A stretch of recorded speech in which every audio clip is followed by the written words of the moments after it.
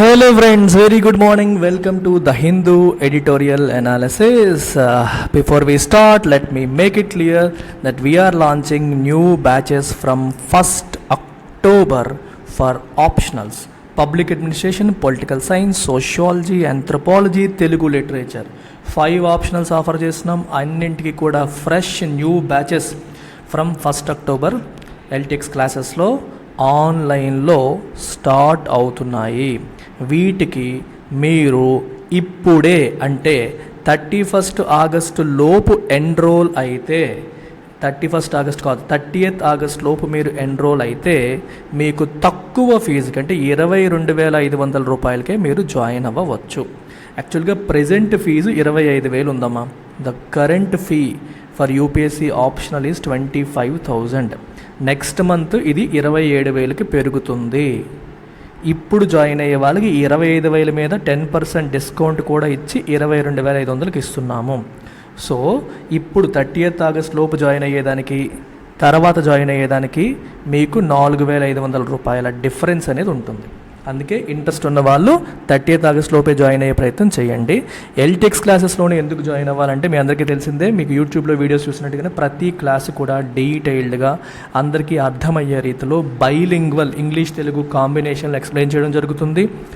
Life time validity ఆప్షనల్కి ఒక్కొక్కసారి 40,000 charge చేస్తారు, 3-4 నెలల్లో కంప్లీట్ చేస్తారు. అలాంటిది మనం లైఫ్ టైం వ్యాలిడిటీ ఇస్తున్నాం.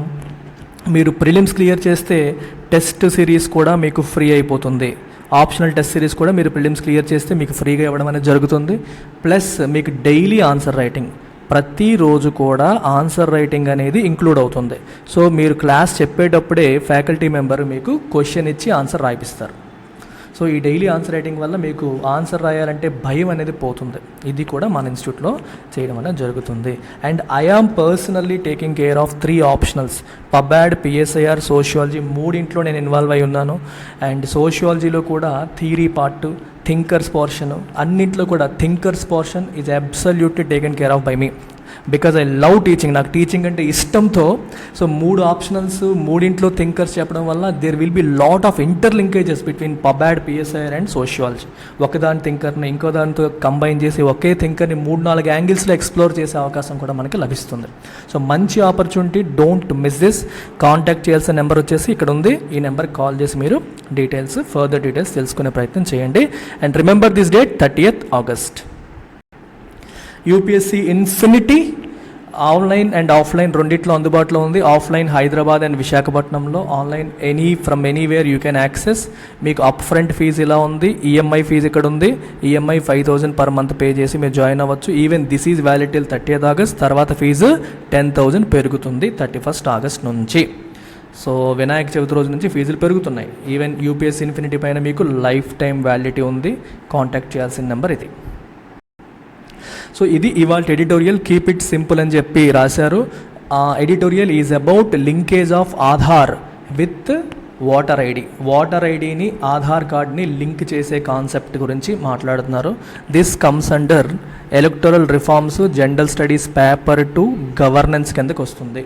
Governance reforms and electoral reforms కిందకి మనకి వస్తుంది. సో దీంట్లోకి వెళ్ళే ముందు I would like to take you through some background. దీనికి సంబంధించిన కొంత బ్యాక్గ్రౌండ్ కూడా మనం చూద్దాము. బ్యాక్గ్రౌండ్ చూసిన తర్వాత స్టోరీలోకి వెళ్దాం. What is the background to this particular editorial? ఓకేనా, చూసేద్దామా మరి. ఎస్, ఆధార్ని లింక్ చేయాలి అనే ఆలోచన ఎప్పుడు వచ్చింది, ఎవరికి వచ్చింది, ఇదంతా మనం ఒకసారి వెనక్కి వెళ్తే 2015లో 2015లో ఈ స్టోరీ అనేది స్టార్ట్ అయిందనమాట. సో 2015లో ఏం జరిగింది మనం ఒకసారి చూద్దాం. బ్యాక్గ్రౌండ్ ఏంటనేది ఒకసారి మనం చూద్దాం. సో 2015లో ఎలక్షన్ కమిషన్ ఆఫ్ ఇండియా వాళ్ళు ఏం చేశారంటే they came out with a program పేరేంటి? 2015లో they came out with a program called NERPAP. What is NERPAP? National Electoral Roll Purification and Authentication Program. National electoral roll purification and authentication program అని చెప్పి తీసుకొచ్చారు. So ఈ ప్రోగ్రాంలో భాగంగా ఆధార్ కార్డుని, voter ఐడిని లింక్ చేద్దామని చెప్పి ఎలక్షన్ కమిషన్ భావించింది. ఎందుకని? To delete duplicate names. ఒకే పేరుతో ఇద్దరు ముగ్గురు, అంటే ఒక వ్యక్తే 3-4 చోట్ల ఓట్లు వేసేస్తున్నాడు. సో ఇవన్నీ జరగాలంటే యునీక్ ఐడెంటిటీతో లింక్ చేసేస్తే మనకి డూప్లికేట్ నేమ్స్ని డిలీట్ చేసేయచ్చు కదా అని భావించి ఎలక్షన్ కమిషన్ ఈ ప్రోగ్రాం 2015లో ప్రారంభించిందనమాట. ఈ ప్రోగ్రాం ప్రారంభించడానికి ముందు 2014లో ఎలక్షన్ కమిషన్ ఏం చేసిందంటే ఒక చిన్న పైలట్ ప్రోగ్రాం కూడా రన్ చేసింది. Election commission of India ran a pilot program in 2 places. ఎక్కడంటే మనకి నిజామాబాద్ అలాగే హైదరాబాద్ మరియు నిజామాబాద్లో ఒక పైలట్ ప్రోగ్రాం కూడా రన్ చేశారు. అంటే ఈ ఆధార్ని లింక్ చేసి ఒక పైలట్ ప్రోగ్రాం కూడా రన్ చేయడం అనేది జరిగింది. ఆ తర్వాత సుప్రీంకోర్టుకి విషయం వెళ్ళింది. సో సుప్రీంకోర్టుకి వెళ్తే సుప్రీంకోర్టు ఏం చెప్పింది అంటే ఆధార్ అనేది ప్యూర్లీ వాలంటరీ. ఆధార్ని లింక్ అంటే ఆధార్ డీటెయిల్స్ ఇవ్వాలా వద్దా అనేది ప్యూర్లీ వాలంటరీ అని చెప్పింది. సో ఇది వాలంటరీ అంటే వాళ్ళు వ్యక్తులు ఇవ్వాలి అంటే వాళ్ళు ఇవ్వచ్చు. You cannot make it mandatory. అది మ్యాండేటరీ చేయడానికి లేదు అని చెప్పి సుప్రీంకోర్టు చెప్పడం జరిగింది. ఆ తర్వాత ఏం జరిగిందంటే మళ్ళీ ఎలక్షన్ కమిషన్ వాళ్ళు, ఎందుకంటే ఆ టైంకి చట్టం అంటూ లేదు కదా, 2015-14 ప్రాంతానికి ఆధార్ని ఓటర్ ఐడితో లింక్ చేసే చట్టం అంటూ లేదు. ఏ చట్టం లేకుండా మీరు ఎలా చేసేస్తారు అని చెప్పి సుప్రీంకోర్టు అది వాలంటరీ ప్రాసెసే తప్పితే మ్యాండేటరీగా మీరు ఫోర్స్ చేయడానికి లేదు అని చెప్పి సుప్రీంకోర్టు చెప్తే election commission of India it wrote to law మినిస్ట్రీకి రాసిందనమాట. ఏమని రాసింది? మీరు ఎలక్టోరల్ రిఫార్మ్స్ తీసుకురావాలి. పెండింగ్ ఎలక్టోరల్ రిఫార్మ్స్ ఏవైతే ఉన్నాయో like linking Aadhaar card, pending electoral reforms, ఈ రిఫార్మ్స్ ఏవైతే ఉన్నాయో వాటిని తీసుకురావాలి. ఆధార్ని ఓటర్ ఐడిని లింక్ చేసే కార్యక్రమాన్ని ముందుకు తీసుకెళ్ళాలి. ప్రస్తుతం మేము వెళ్ళలేకపోతున్నాము, సుప్రీంకోర్టు నుంచి అడ్డంకులు ఉన్నాయి. సో చట్టం తీసుకురావాలని చెప్పి ఎలక్షన్ కమిషన్ ఆఫ్ ఇండియా లా మినిస్ట్రీకి రాయడం జరిగింది. తర్వాత ఈ విషయం పార్లమెంటరీ స్టాండింగ్ కమిటీకి కూడా వెళ్ళింది. Department related parliamentary standing committee on personal public grievances law and justice చెందిన పార్లమెంటరీ స్టాండింగ్ కమిటీ కూడా ఏం చెప్పిందంటే రికమెండ్ చేసింది. ఈ కమిటీ కూడా ఆధార్ని ఓటర్ ఐడిని లింక్ చేయడమే కరెక్ట్ అని చెప్పి రికమెండ్ చేసింది. అప్పుడే మనకి ఎలక్టోరల్ రోల్స్ అనేవి ప్యూరిఫై అవుతాయి. రోల్స్ అంటే ఓటర్ లిస్ట్ అన్నమాట. ఇది ప్యూరిఫై అవుతుంది. డూప్లికేట్ రికార్డ్స్ అన్నీ డిలీట్ అవుతాయి. ఒకే వ్యక్తి 3-4 చోట్ల ఓట్లు వేసే పరిస్థితులు అనేవి తగ్గుతాయి. ఎందుకంటే ఆధార్ కార్డు ఒకటే ఉంటుంది, యునీక్ ఐడెంటిటీ అది. సో ఈ ప్రాబ్లమ్స్ అన్నీ సాల్వ్ అవుతాయని చెప్పి పార్లమెంటరీ స్టాండింగ్ కమిటీ కూడా చెప్పడం జరిగిందనమాట. సో గవర్నమెంట్ కూడా అదే చెప్తోంది. సో దీనివల్ల చాలా బెనిఫిట్స్ ఉన్నాయి అని చెప్పి వీళ్ళందరూ చెప్పడం అనేది జరిగింది. సో ఫైనల్గా వీటన్నిటినీ బేస్ చేసుకొని 2021లో బిల్లు తీసుకొచ్చారు. ఏ బిల్లు? ఎలక్షన్ లాస్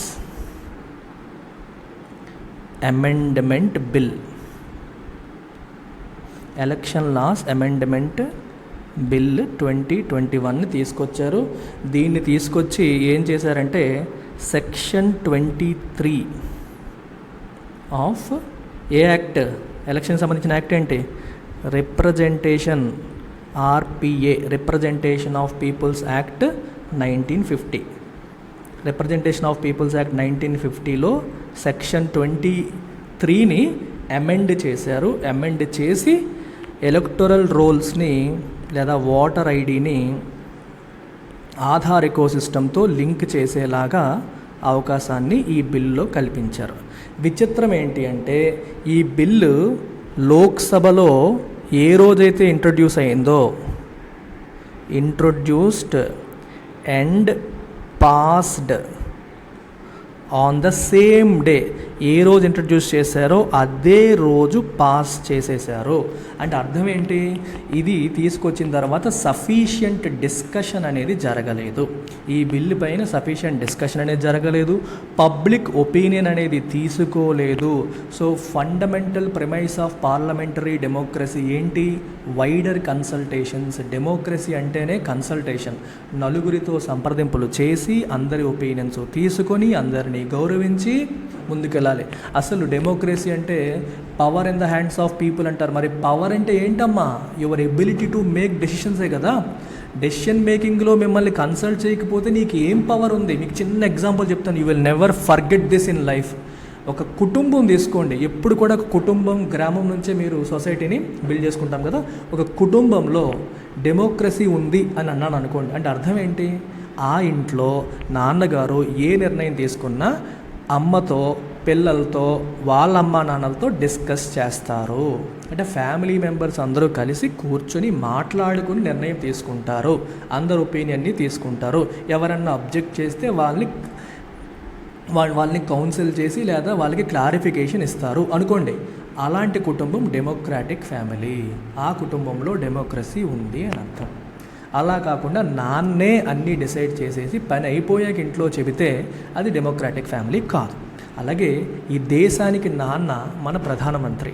సో ప్రధానమంత్రి గారి ఎవరైనా సరే ఒక నిర్ణయం తీసుకోవాలనుకున్నప్పుడు, ఒక చట్టం తీసుకురావాలనుకున్నప్పుడు అది నలుగురు దృష్టిలో పెట్టి, నలుగురు ఒపీనియన్ తీసుకొని, అబ్జెక్షన్స్ ఏమన్నా స్వీకరించి వాటికి ఆన్సర్ చేసి అందరినీ కన్విన్స్ చేశాక ముందుకెళ్తే నిజమైన పార్లమెంటరీ డెమోక్రసీ. మరి పార్లమెంట్ అంటే ఏమమ్మా, టెంపుల్ ఆఫ్ డెమోక్రసీ అంటాం.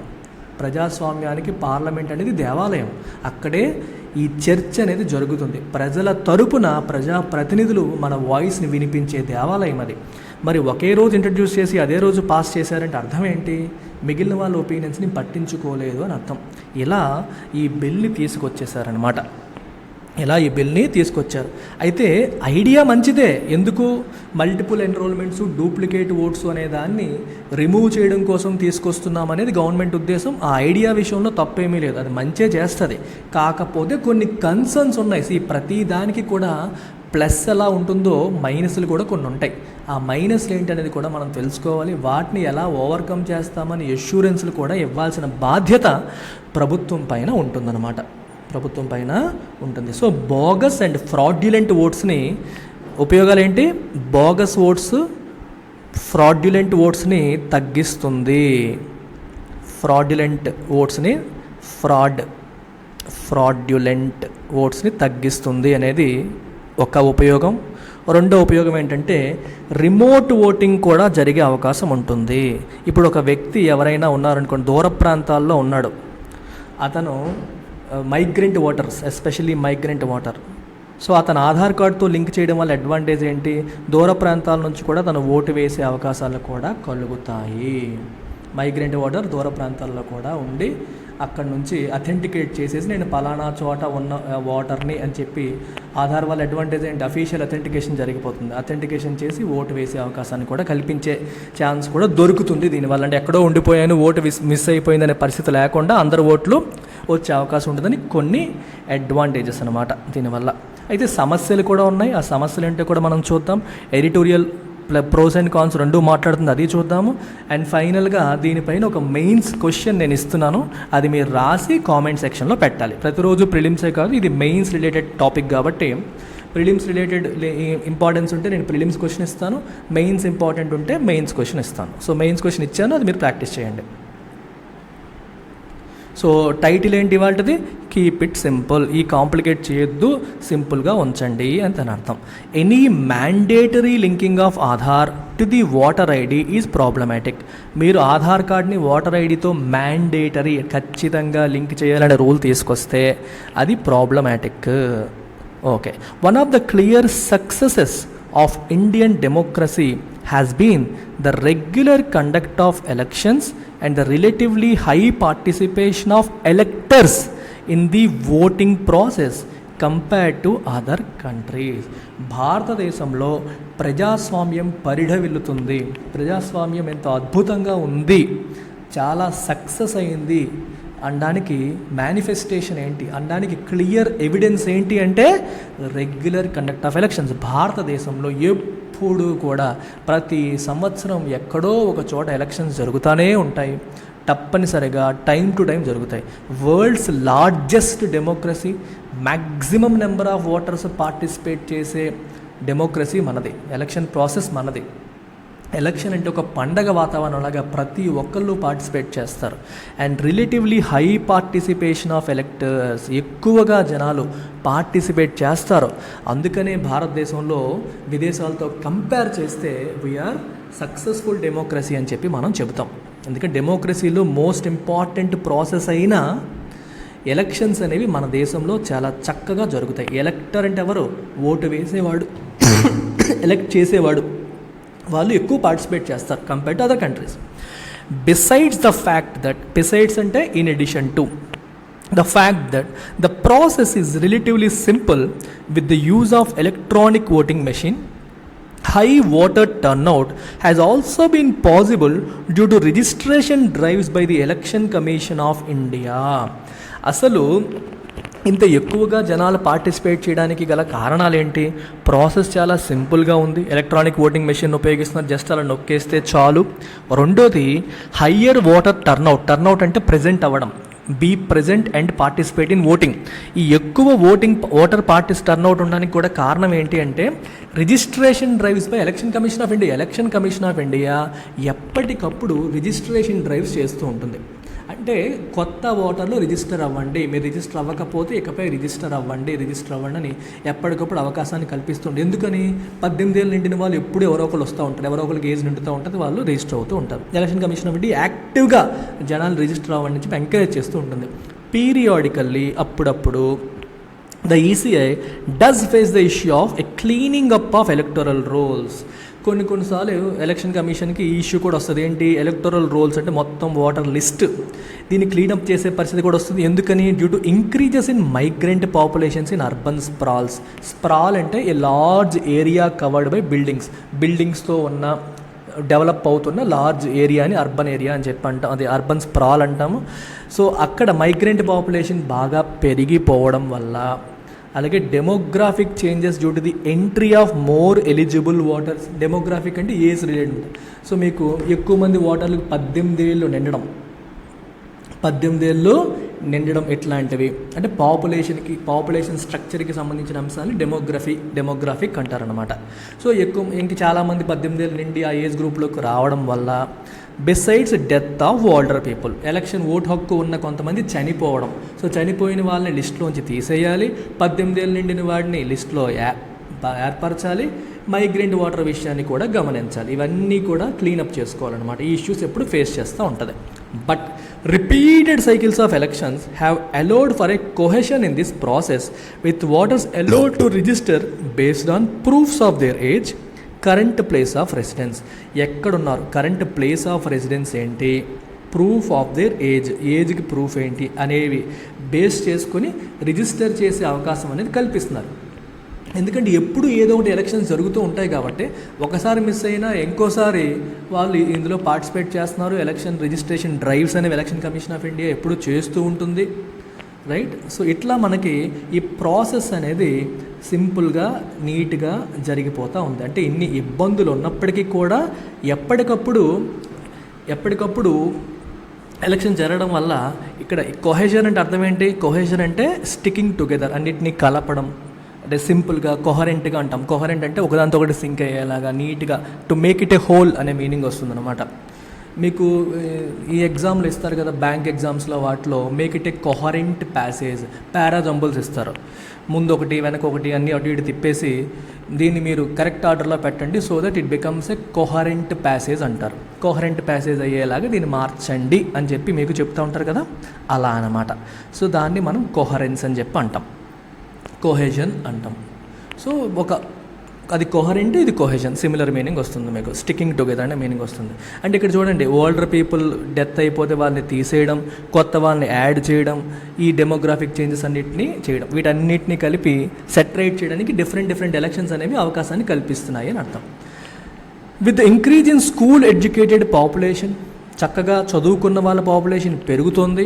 And most Indian citizens living in houses whose addresses are to be mentioned in several identity documents. చాలామంది ఇళ్లలో ఉంటున్నారు, వాళ్ళ అడ్రస్లు రకరకాల ఐడెంటిటీ డాక్యుమెంట్స్లో మెన్షన్ చేయాల్సిన అవసరం వస్తుంది. డ్రైవింగ్ లైసెన్స్ తీసుకోండి, పాస్పోర్ట్ తీసుకోండి, you have to mention your address. So registering to vote is a relatively easy process. Voter registration చాలా ఈజీ ప్రాసెస్ అయిపోయింది ఇప్పుడు. నువ్వు పాస్పోర్ట్ ఇవ్వచ్చు, లేదా డ్రైవింగ్ లైసెన్స్ ఇవ్వచ్చు, ఇలాంటివన్నీ చూపించి ఏజ్ ప్రూఫ్ కోసం నువ్వు కావాలంటే పాన్ కార్డ్ ఇవ్వచ్చు, లేదా 10th క్లాస్ మార్క్ లిస్ట్ చూపించినా సరే ఏజ్ ప్రూఫ్ కింద చూస్తారు. వీటిని ఇచ్చేసి ఓటర్ ఐడి రిజిస్ట్రేషన్ చాలా ఈజీ అయిపోయింది. This begs the question as to why the election authorities are coercing అంటే forcing citizens to mandatorily link registration in voter rolls. అందుకని ఇప్పుడు ఎలక్షన్ అథారిటీస్ ఎందుకు మ్యాండేటరీగా మీరు ఓటర్ ఐడితో ఆధార్ కార్డ్ని లింక్ చెయ్యాలి అని ఫోర్స్ చేస్తున్నాయి అనే క్వశ్చన్ వస్తుంది. దిస్ బెగ్స్ ద క్వశ్చన్ అంటే ఆ సిచ్యువేషన్ క్రియేట్ అవుతుందని అర్థం. ఎందుకు ఈ పరిస్థితి వస్తుంది, ఎందుకు ఆధార్ కార్డ్తో లింక్ చేయాలని చెప్పి అంటున్నారు. ఇదొక బెగ్ ద క్వశ్చన్ అనేది ఒక ఫ్రేజ్ అనమాట. దీని అర్థం ఏంటి, రైజ్ ఏ పాయింట్ అని. ఇట్ రైజెస్ ఏ పాయింట్, ఇది ఈ ఇష్యూని లేవనెత్తుతుంది. ఇట్ రైజెస్ ఏ ఇష్యూ, ఎందుకు అడుగుతుంది, ఎందుకు ఫోర్స్ చేయాల్సి వస్తుంది అనేది అడుగుతున్నారు. As recent reports have indicated, recent reports ఏమో మనకు అవే చెప్తున్నాయి, లింక్ చేయడానికి ప్రయత్నం చేస్తోంది ఎలక్షన్ అథారిటీస్ అని చెప్పి. ఇన్ December 2021, ఇది మీకు చెప్పాను already, the Lok Sabha passed election laws amendment bill seeking to link the voter ID card with the Aadhaar number in order to avoid errors such as voter duplication on the electoral roll. Electoral రోల్లో water duplication లాంటి issues avoid చేయడానికి, ఇలా మార్చడానికి లోక్సభలో ఈ bill pass అయింది. But the government and later ECI authorities have insisted that this process would be voluntary. అప్పుడు bill pass చేసినప్పటికీ తర్వాత ఇది వాలంటరీయే, అంటే మనంతటా మనం చేసుకోవచ్చు, మ్యాండేటరీ కాదు. మ్యాండేటరీ అంటే ఫోర్స్ఫుల్, ఖచ్చితంగా చేయాలి అని. వాలంటరీ అంటే మన ఇష్టం అనమాట, మనం చేసుకోవచ్చు అని అర్థం అని చెప్పి క్లియర్గా చెప్పడం అనేది జరిగింది.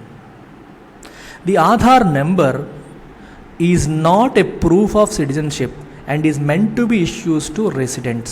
Very, very important sentence. ఇక్కడ చూడండి, ఆధార్ అనేది not a proof of citizenship. So there is a difference between being a citizen and being a resident. ఇప్పుడు భారతదేశంలో నివసిస్తున్న ప్రతి ఒక్కరు భారతీయులేనా? ఆన్సర్ ఏంటి? నో. లీగల్గా చెప్తున్నాను, భారతదేశంలో నివసిస్తున్న ప్రతి వాళ్ళు రెసిడెంట్స్ అవుతారు. They are staying here, so they are residents. But do they have citizenship? పౌరసత్వం ఉందా? Citizenship is a legal concept.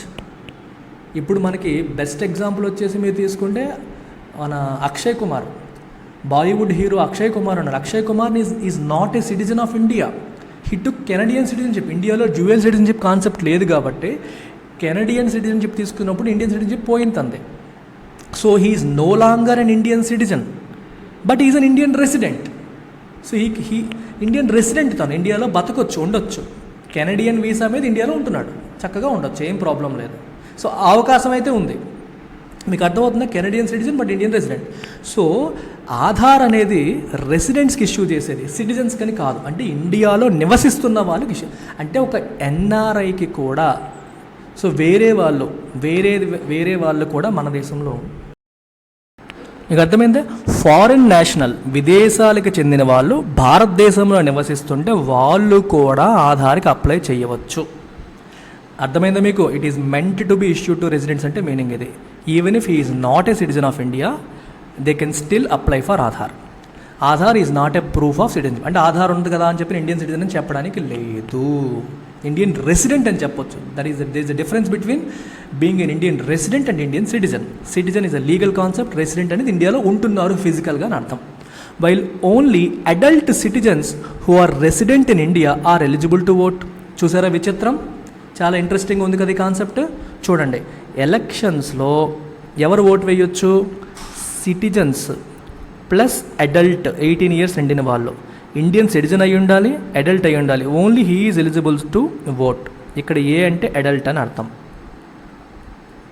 But Aadhaar is not issued. Aadhaar is not a proof of citizenship. Aadhaar is issued to residents, all రెసిడెంట్స్కి issue చేస్తారు. ఈ రెసిడెంట్స్లో non citizens కూడా ఉంటారు, అంటే భారతీయులు కాని వాళ్ళు కూడా ఉండొచ్చు, అంటే భారతదేశానికి చెందిన వాళ్ళు కూడా ఆధార్ కార్డు తీసుకోవచ్చు. ఈ పాయింట్ చాలామంది కన్ఫ్యూజ్ అవుతారు, అందుకే మళ్ళీ చెప్తున్నాను. Even a foreign national రెసైడింగ్ in India May enrol for Aadhaar, గుర్తుపెట్టుకోండి అది. Instrumentally speaking, matching the Aadhaar to the electoral roll in order to perform verifications is not a foolproof process. In fact, మీరు ఆధార్ని electoral రోల్తో link చేసి verification చేస్తాను అనుకోవడం కూడా pool proof process ఏమీ కాదు. Pool proof అంటే ఎటువంటి ఇష్యూస్ లేకుండా, ఎటువంటి తప్పులు జరగకుండా, అంటే ఎటువంటి ఎర్రర్సు లేకుండా జరిగిపోతుంది అని చెప్పగలుగుతామా? చెప్పలేము. అలా కూడా మనం చెప్పలేము అని చెప్పి ఇక్కడ రాశారు. చాలా ఇంపార్టెంట్ సెంటెన్స్ ఇది, so pay full attention here. అయితే ఇక్కడ ఒక పదాన్ని వాడారు, ఇన్స్ట్రుమెంటల్లీ స్పీకింగ్. ఇన్స్ట్రుమెంటల్లీ, ఈ పదం చాలా చాలా ఇంపార్టెంట్, మీకు చెప్తాను. ఎథిక్స్లో ఎక్కువగా ఈ పదాన్ని అనేది వాడతారు. So what is the meaning of instrumental? గుర్తుపెట్టుకోవడం చాలా ఈజీగా ఉండేలాగా మీకు చెప్తాను. ఇప్పుడు for example, what is an instrument? Instrument is a tool to get your job done. For example, నేను ఐప్యాడ్ వాడుతున్నాను, ఐప్యాడ్ మీద I'm using iPencil, iPad మీద ఐ పెన్సిల్ యూజ్ చేసి నేను రాస్తున్నాను, I am writing. For me iPencil is an instrument. So iPencil నాకు ఎలా ఉపయోగపడుతుంది? నా గోల్ ఏంటి? నా ఎండ్ గోల్ ఏంటి? రాయాలి అనేది నా గోల్. ఈ గోల్ అచీవ్ చేయడానికి ఐ పెన్సిల్ అనేది నాకు హెల్ప్ అవుతుంది. సో ఇన్స్ట్రుమెంటల్ అంటే మీనింగ్ ఏంటి? యూజ్డ్ యాజ్ ఏ మీన్స్ అంటే వే, ఒక మార్గం లాగా. అంటే నీ డెస్టినేషన్, నీ ఎండ్ లేదా నీ డెస్టినేషన్ నువ్వు రీచ్ అవ్వడానికి, నీ గోల్ నువ్వు రీచ్ అవ్వడానికి ఉపయోగపడే ఒక మార్గం. ఇన్స్ట్రుమెంటల్ అంటే అర్థం అది. ఇన్స్ట్రుమెంట్ అంటే అర్థం అది. వస్తువు ఇన్స్ట్రుమెంట్ అని తీసుకోకండి, ఇలా తీసుకోండి. ఒకవేళ అలా తీసుకోవాలంటే మీకు ఎగ్జాంపుల్ చెప్పాను. సో ఐ పెన్సిల్ని యూజ్ చేసి నేను రాస్తున్నాను. I pencil is an instrument that helps me right. అలాగే ఆధార్ వెరిఫికేషన్ చెయ్యాలి, ఆధార్తో లింక్ చెయ్యాలి అనే ఆబ్జెక్టివ్ దేనికి? ఫూల్ ప్రూఫ్ ప్రాసెస్గా మార్చేయాలి, ఎటువంటి తప్పులు జరగకుండా చెయ్యాలి అనేది నీ గోల్. దానికి ఆధార్ లింకేజ్ అనేది ఇన్స్ట్రుమెంట్గా ఉపయోగపడుతుంది, మీన్స్గా ఉపయోగపడుతుంది అనేది గవర్నమెంట్ యొక్క, ఎలక్షన్ కమిషన్ యొక్క ఉపయోగం. సో ఆ యాంగిల్లో ఆలోచించిన, ఇన్స్ట్రుమెంటల్లీ స్పీకింగ్ అంటే ఆ యాంగిల్లో ఆలోచించిన ఆధార్ని ఎలక్టరల్ రోల్తో లింక్ చేయడము టు పర్ఫామ్ వెరిఫికేషన్ అనేది ఫూల్ ప్రూఫ్ ప్రాసెస్ కాదు. మీరు ఆ యాంగిల్లో ఆలోచించినా సరే ఇది ఫూల్ ప్రూఫ్ ప్రాసెస్ కాదు అని చెప్తున్నారు. ఎందుకు? The internet freedom foundation has cited, internet freedom foundation అనే సంస్థ సైట్ అంటే షో యాజ్ రీజన్, కారణంగా చూపించింది. ఏంటది? డేటాను చూపించింది. దేనికి? To show that self-reported errors in Aadhaar database are higher than those in electoral database. చూసారా, ఆధార్ డేటాబేస్లో తప్పులు ఉన్నాయి అని చెప్పి, ఇప్పుడు మన ఏదన్నా మన డేటా తప్పుడు మనం ఏం చేస్తాం? ఎర్రర్ ఉంది మార్చండి అని చెప్పి అడుగుతాం. అలా సెల్ఫ్ రిపోర్టెడ్ ఎర్రర్స్ అంటే ఎవరికి వాళ్ళే రిపోర్ట్ చేసిన ఎర్రర్స్ ఏవైతే ఉన్నాయో అవి ఆధార్ డేటాబేస్లో ఎక్కువ ఉన్నాయంట ఎలక్టరల్ డేటాబేస్ కంటే. ఓటర్ ఐడిలో నా పేరు తప్పు ఉంది అనేదానికంటే ఆధార్ కార్డులో తప్పు ఉంది అనే వాళ్ళు ఎక్కువ ఉన్నారు. పేరు కానీ డేటా కానీ తప్పు ఉందని ఆధార్లోనే సెల్ఫ్ రిపోర్ట్ ఎర్రర్స్ ఎక్కువ ఉన్నాయి అని చెప్పి ఇంటర్నెట్ ఫ్రీడమ్ ఫౌండేషన్ చెప్తోంది. There is also evidence that Aadhaar linkage with voter identity cards as in the assembly elections in Telangana and Andhra Pradesh. Recently Telangana and ఆంధ్రప్రదేశ్లో అసెంబ్లీ ఎలక్షన్స్లో ఈ ప్రయత్నం చేశారు. For example, led to the arbitrary deletion of eligible voters on a large scale. Eligible ఓటర్స్ని చాలామందిని, in fact 5.5 million 55 లక్షల eligible ఓటర్స్ని delete చేశారంట మ్యాండేటరీగా link చేయడం ద్వారా. తెలంగాణ అండ్ ఆంధ్రప్రదేశ్లో ప్రయత్నం జరిగింది. కాకపోతే ఏం జరిగింది?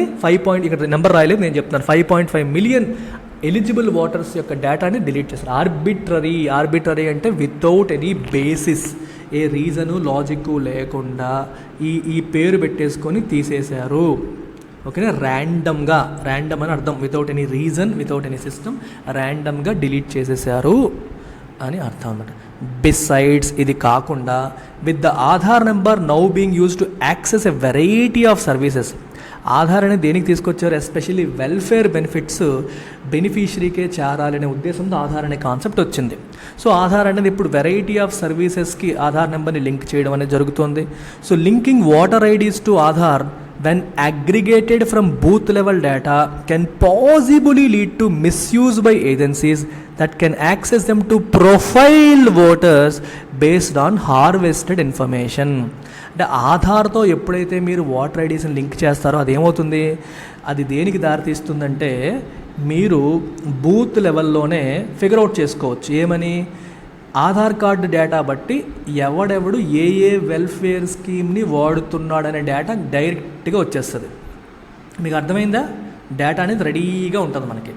ఓకే, ఆధార్ కార్డు డేటా తీసుకుంటావు, పలానా అమ్మ ఒడి స్కీమ్ ఎవరెవరు యూజ్ చేస్తున్నారో, పలానా సెంట్రల్ గవర్నమెంట్ ఏదో రైతు భరోసా స్కీమ్ ఎవరు యూజ్ చేస్తున్నారు, దళిత బంధు స్కీమ్ ఎవరు యూజ్ చేస్తున్నారు, ఆధార్ కార్డుతో లింక్ చేసేయడం వల్ల ఏమవుతున్న డేటా అంతా వచ్చేస్తుంది. సో వాళ్ళందరినీ ప్రభుత్వం ఇన్ఫ్లుయెన్స్ చేసే అవకాశం ఉంటుంది. అంటే నీకు ఆధార్తో ఓటర్ ఐడి లింక్ చేస్తారనుకోండి, దాన్ని బేస్ చేసుకొని ప్రొఫైల్ చేసేసి మన స్కీమ్స్ వాడుతున్నోళ్ళు ఎవరు, వాడినోళ్ళు ఎవరు, డేటాను బట్టి లాగేసి వాళ్ళకి సెపరేట్గా మెసేజ్లు పంపించి ఈ డేటా అంతా గవర్నమెంట్కి అందుబాటులో ఉంటుంది. So government will have access to this data. Voters అందరినీ ఇలాగ ప్రొఫైల్ చేయడం సెపరేట్ చేసుకోవడం, ఎవరు వాడుతున్నారు ఎవరు వాడట్లేదు ఇలా ప్రొఫైల్ చేసి టార్గెట్ చేసే అవకాశం ఉంటుంది. ఇది అపోజిషన్ పార్టీలకి ఈ డేటా అందుబాటులో ఉండదు, అధికారంలో ఉండే వాళ్ళకి అడ్వాంటేజ్ వచ్చేస్తుంది అని చెప్తున్నారు. హార్వెస్ట్ అంటే అర్థం ఏంటి? గ్యాదర్ చేయడం. అంటే మీకు హార్వెస్ట్ అనే మీనింగ్ ఎలా వస్తుందంటే, మీకు పంట పండిన తర్వాత మొత్తం కోతల కోసి అన్నీ చేయడం హార్వెస్టింగ్ అంటాం కదా, అలాగనమాట. ఆ క్రాప్ అంతా తీసి దాస్తాం చూడండి, దట్ ఈస్ కాల్డ్ హార్వెస్టింగ్. అలాగే ఈ ఇన్ఫర్మేషన్ అంతా గ్యాదర్ చేసేసి దాన్ని ఉపయోగించి ఓటర్స్ని ప్రొఫైల్ చేసే అవకాశం కూడా కలిసిపోతుంది. అది బూత్ లెవెల్ డేటాని దీన్ని సింక్ చేసి ఇలా చేసే అవకాశం కూడా ఉంటుంది. ఇవన్నీ రిస్కులు అనమాట.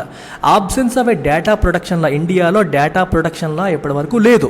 యూరోపియన్ కంట్రీస్లో ఉంది, ఇండియాలో లేదు. So it's a privacy issue. ఇప్పుడు ఆధార్ డేటా, మనందరి డేటా గవర్నమెంట్ దగ్గర ఉంది. గవర్నమెంట్ దాన్ని దేనికి వాడుతుందో మనకేం తెలుసు, ఎలా వాడేస్తుందో ఏం వాడుతుందో మనకు తెలియదు. మన డేటాని ప్రొటెక్ట్ చేయడానికి చట్టాలు ఇండియాలో లేవు, తీసుకురావాల్సిన అవసరం ఉంది. అది మన దగ్గర లేదు కాబట్టి ఇట్ హైటెన్స్ ద రిస్క్. ఇది రిస్క్ని పెంచేస్తుంది of this possibility as well. So ఇలా గవర్నమెంట్ మన డేటాని మిస్యూజ్ చేసే అవకాశం కూడా ఉంది. సో డేటా ప్రొటెక్షన్లా కూడా లేదు కాబట్టి ఇంకా చేసే అవకాశం ఇంకా ఎక్కువైపోతుంది అని అర్థం. Scholars studying elections in various countries have ever అంటే అర్థం ఏంటి? స్టేట్ స్ట్రాంగ్గా చెప్పడం. స్టేట్ అంటే చెప్పడం, ఒక విషయాన్ని గట్టిగా నొక్కి చెప్పడాన్ని ఎవర్ అంటారు. విషయాన్ని గట్టిగా నొక్కి చెప్పడాన్ని ఏమంటారు? అసర్ట్ ఆర్ ఎవర్ అంటారనమాట.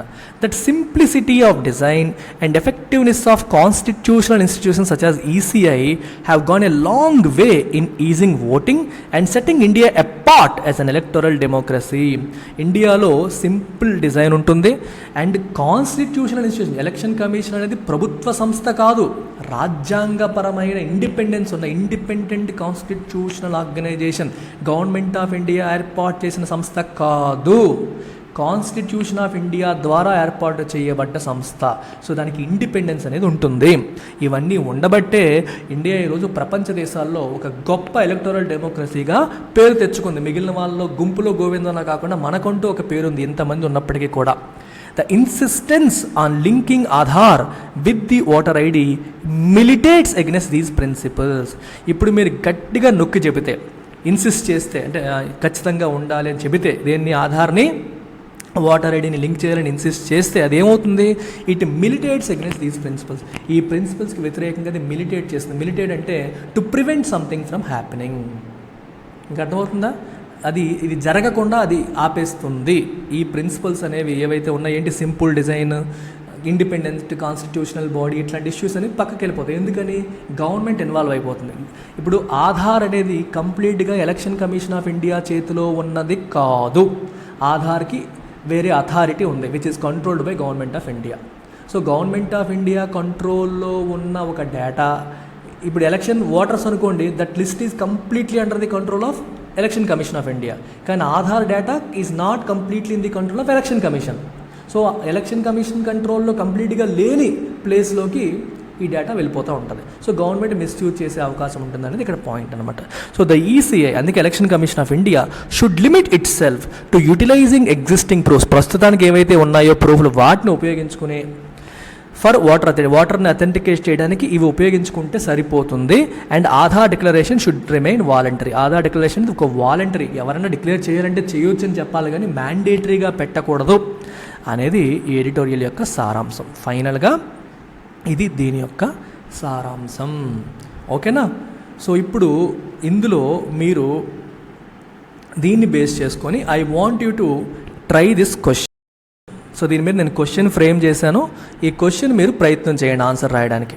Comment on the pros and cons of linking voter ID with Aadhaar ecosystem in the context of election laws amendment bill 2021. So మీరు ఇంట్రొడక్షన్లో first election laws amendment bill గురించి కొంచెం రాయండి. రాసిన తర్వాత ప్రోస్ ఏంటి కాన్స్ ఏంటి రాసి ఫైనల్గా కన్క్లూజన్ మీరు రాయాలి. మీ ఒపీనియన్ ఏంటో మీరు చెప్పాలి. ప్రయత్నం చేయండి. రోజు ప్రయత్నం చేస్తే ఆటోమేటిక్గా ఏదో రోజు సక్సెస్ అనేది వస్తుంది.